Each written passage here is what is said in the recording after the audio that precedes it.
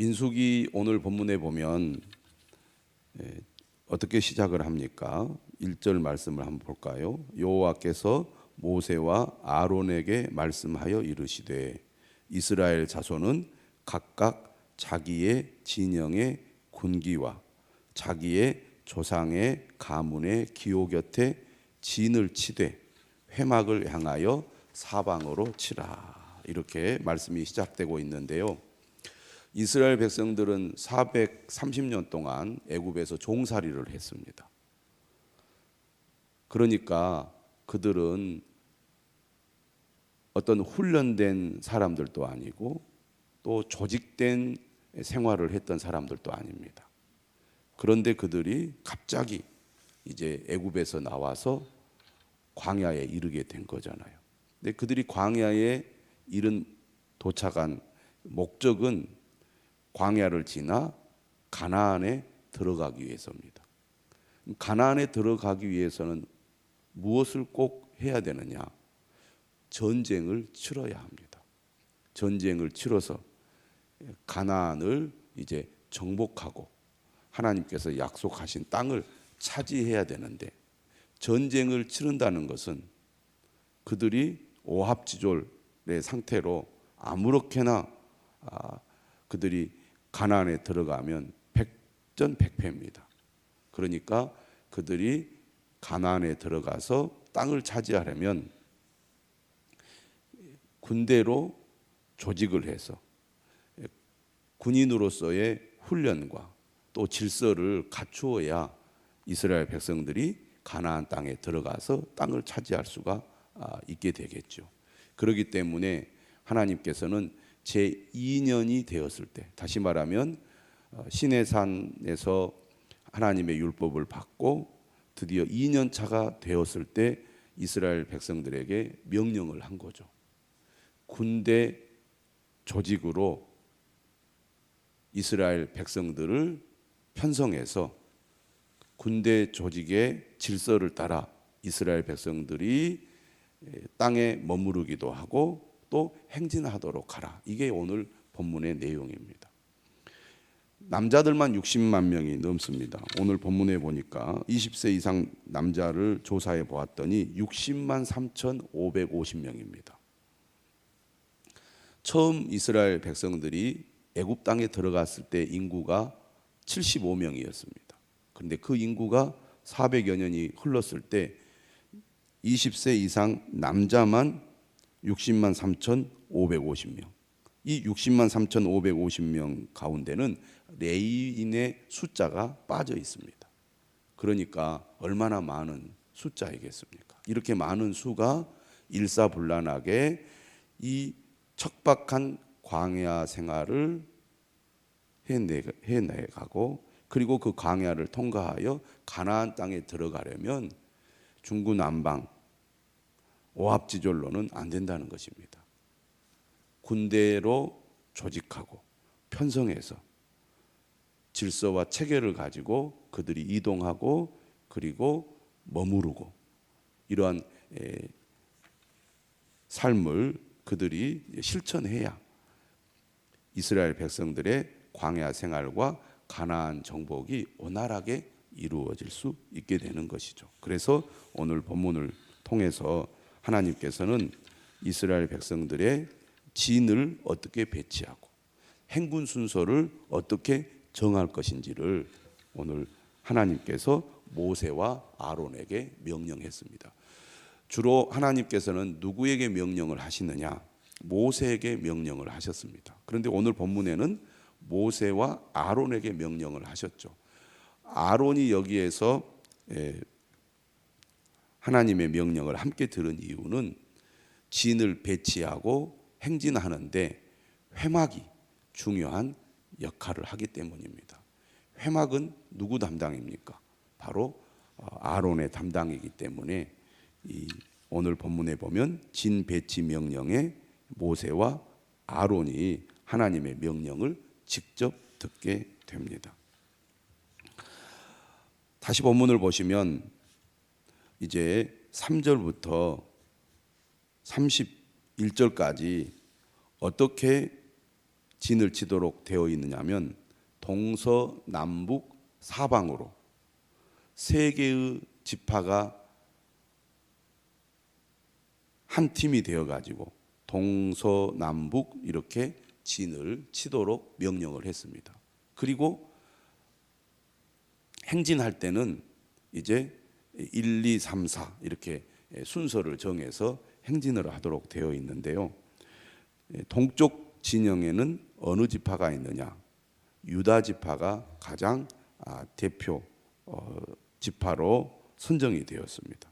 그리고 그를 따라서 이사갈 지파와 스불론 지파가 동쪽 진영에 편성이 되었는데, 이 사방에서 동쪽이 가장 중요한 곳입니다. 왜냐하면 회막 입구가 동쪽에 있기 때문이죠. 그래서 이 유다 지파, 이사갈 지파, 스불론 지파가 동쪽 진영을 형성합니다. 근데 이 유다와 이사갈과 스불론은 모두 레아에게서 태어난 자손들입니다. 그러니까 야곱의 첫째 아들 부인에게서 난 자녀들이죠. 이 세 개 지파의 수를 합하니까 도합 18만 6,400명이었습니다. 가장 먼저 언급된 유다 지파를 통해서 이 유다 지파의 지도력이 부각이 되는데요. 이동할 때도 12개 지파 중에 가장 앞에서 이스라엘 백성들을 이끈 지파가 바로 유다 지파였습니다. 두 번째로 소개가 되고 있는 진영은 남쪽 진영입니다. 우리는 일반적으로 동서남북 그렇게 이야기하잖아요. 그런데 민수기를 보면 어떤 순서냐면 동남서북 이 순서를 따릅니다. 그러니까 동쪽 다음으로 중요한 방향이 남쪽이었습니다. 그래서 이 남쪽 진영의 대표 지파는 바로 르우벤 지파입니다. 르우벤 지파가 실제로는 야곱의 장자지요. 그런데 그의 범죄로 말미암아 장자권을 박탈당하고 맙니다. 그래서 르우벤, 시므온, 갓 이렇게 세 지파가 남쪽 진영을 이루고 있는데 숫자가 15만 1,450명입니다. 행진을 할 때는 이 동쪽 진영의 세 지파 다음으로 제 2대로 이 성막 바로 앞에서 행진을 하는 지파들이라고 하겠습니다. 세 번째 서쪽 진영은 에브라임 지파입니다. 에브라임, 므낫세, 베냐민이죠. 총 10만 8,100명인데요. 에브라임, 므낫세는 누구의 아들들입니까? 요셉의 아들들이죠. 그러니까 에브라임과 므낫세와 베냐민은 누구의 소생들입니까? 라헬의 소생들입니다. 이들이 제 세 번째 3대가 되어서 성막 바로 뒤에서 행진을 합니다. 그러니까 그들이 한 장소에 머물러서 이제 장막을 치고 그들이 거주할 때는 가장 중앙에 무엇이 있습니까? 회막이 있죠. 그런데 이동할 때는 제일 앞에 동쪽 진영의 지파들이 제1대가 되고, 그리고 남쪽 진영에 있는 지파가 제2대가 되고, 그 다음에 누가 따르게 되냐면 회막이 따르게 됩니다. 그러니까 제사장들이 중심이 되어서 가운데 있고, 그 다음에 이제 세 번째가 서쪽 진영에 있는 에브라임, 므낫세, 베냐민 지파입니다. 그리고 마지막 북쪽 진영이 네 번째 가장 이동할 때 뒤에서 위치하게 되는데 단 지파, 아셀 지파, 납달리 지파입니다. 15만 7,600명이죠. 그래서 전체 수가 60만 3,550명입니다. 여기에는 레인이 계수가 되어 있지 않죠. 우리가 이 진이 어떻게 배치되어 있는지, 또 행군을 할 때 어떤 순서로 하는지를 보면 항상 중심에 무엇이 있습니까? 회막이 있습니다. 회막이 있다는 것은 무엇을 의미합니까? 회막은 하나님이 임재하는 장소죠. 하나님이 임재하는 장소로서 이스라엘 백성들 항상 가운데 하나님이 함께 하신다. 비록 이스라엘 백성들이 허벌판, 먹을 것도 없고 마실 것도 없는 광야를 그들이 지나가지만 하나님께서 항상 그들과 함께 하신다. 이것을 상징해 주고 있는 것이 진의 배치와 행군 순서라고 하겠습니다. 오늘 우리는 이 본문의 말씀, 어떻게 보면 좀 지루하기도 하고 재미없는 내용이지만 그 내용을 우리가 곰곰이 생각해 보면 우리가 새해를 시작하면서 어떻게 우리가 살아야 할지를 잘 가르쳐 주는 본문이라고 하겠습니다. 2023년 새해를 시작하면서 우리도 하나가 되어서 함께 군인과 같은 정신으로, 자세로 새해를 출발해야 되지 않겠느냐라는 것을 생각하게 됩니다. 1년 동안 우리가 영적 싸움을 해야 되는데 영적 싸움을 잘 하기 위해서는 우리가 오합지졸로 살아서는 안 되겠습니다. 군인 정신을 가지고 또 군대의 어떤 이 편성이 이루어진 것처럼 하나 되어서 질서 있게 말씀을 따라 살아가야 되지 않겠는가. 또 이스라엘 백성들 이 중심에 회막이 있었던 것처럼 우리도 하나님이 우리와 함께 하신다는 믿음을 가지고 또 하나님의 인도하심을 따라 금년 한 해를 살아간다면 하나님께서 우리와 함께 하실 뿐만 아니라 우리를 도우셔서 우리를 인도해 주실 거라는 그런 믿음을 우리는 가질 수 있게 될 것입니다. 오늘 본문을 다시 한번 우리가 살펴보면 1장 2절에 이런 말씀이 있습니다.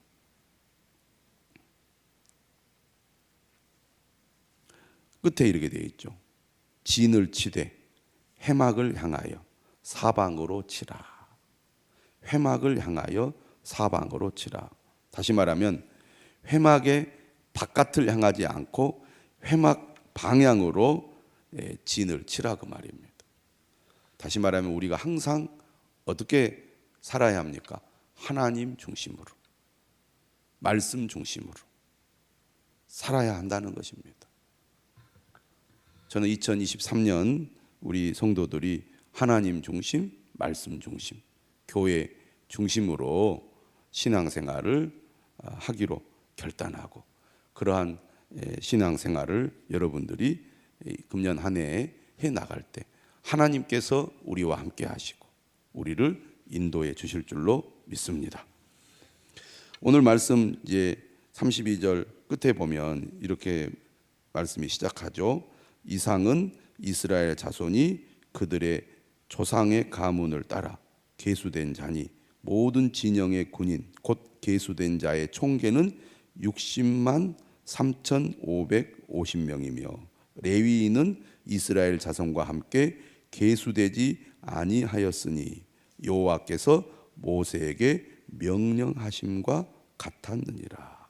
이스라엘 자손이 여호와께서 모세에게 명령하신 대로 다 준행하여 각기 종족과 조상의 가문에 따르며 자기들의 길을 따라 진치기도 하며 행진하기도 하였더라.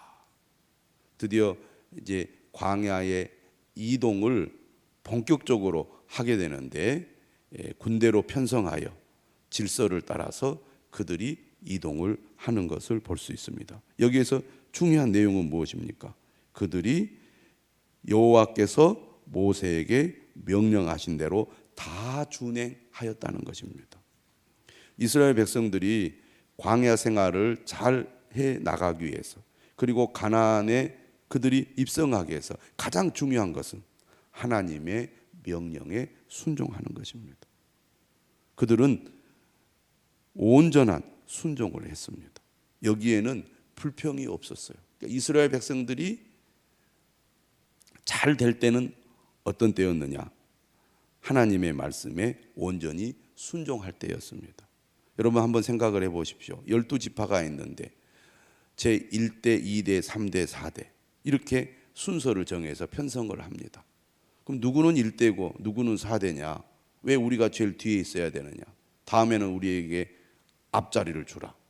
순서를 바꿔줘라. 왜 하나님 이렇게 불공평하게 1대, 2대, 3대, 4대를 정해서 우리는 꼴찌로 가게 하십니까? 이렇게 하지 않았다는 겁니다.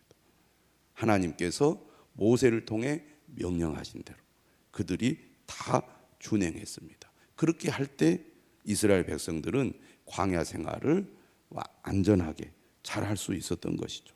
이러한 질서를 따라 그들이 끝까지 갔더라면 아마 그들은 광야 생활을 40년 동안 할 필요가 없었을 것입니다. 그런데 우리가 민수기 말씀을 잘 알 수 있듯이 그들이 이러한 하나님의 말씀을 끝까지 지키지 못하고 도중에 그들이 반역하고 거역하고 불평하고 원망해서 모든 것이 다 그르치고 맙니다.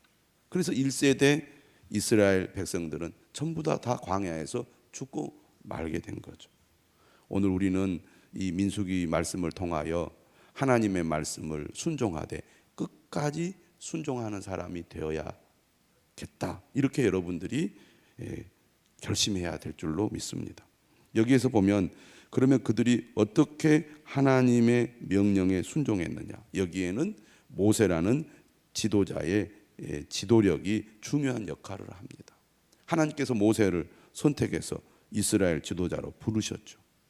그래서 하나님께서는 모세에게 명령하셨고 모세는 하나님의 명령을 받아서 이스라엘 백성들에게 하나님의 말씀을 전했습니다. 모세의 명령을 그들이 따름으로써 하나님께 순종했던 것이죠. 오늘도 마찬가지입니다. 하나님께서 우리에게 교회를 주시고 또 교회의 영적인 지도자를 세워주셨습니다. 그래서 교회는 영적인 지도자를 중심으로 하나 되어서 영적인 군대가 되어 영적인 싸움에 임해야 한다는 것입니다. 또 한 가지 여기서 우리가 주목해 보아야 할 것은 바로 각 지파의 지휘관을 민수기 1장에 이어서 2장에도 다시 거명하고 있다는 것입니다. 그래서 3절에 보면 유다 자손의 지휘관은 암미나답의 아들 나손이라고 다시 언급하고 있는 것을 알 수가 있습니다. 모세의 역할도 중요하지만 중간 지도자의 역할도 매우 중요하다는 것입니다. 그래서 교회는 직분자들, 리더들이 하나님의 말씀에 순종하며 하나를 이루어 갈 때 영적인 싸움에서 질서 있게 잘 해나갈 수 있다는 것이죠. 우리 나주 빛가람 교회가 오늘 민수기 2장의 말씀대로 하나된 교회 또 하나님의 명령에 순종하는 교회가 되기 위하여 교회의 지도자와 또 직분자들이 하나 되어서 하나님의 말씀에 귀를 기울이고 순종하는 삶을 실천해야 될 줄로 믿습니다. 무엇보다도 회막이 이스라엘 진영의 중심에 있었고 그들의 행진의 중앙에 있었던 것을 기억하면서 우리 또한 2023년도 하나님 중심으로 말씀 중심으로 신앙생활을 함으로써 승리하는 한 해가 될 수 있기를 주님의 이름으로 축원합니다.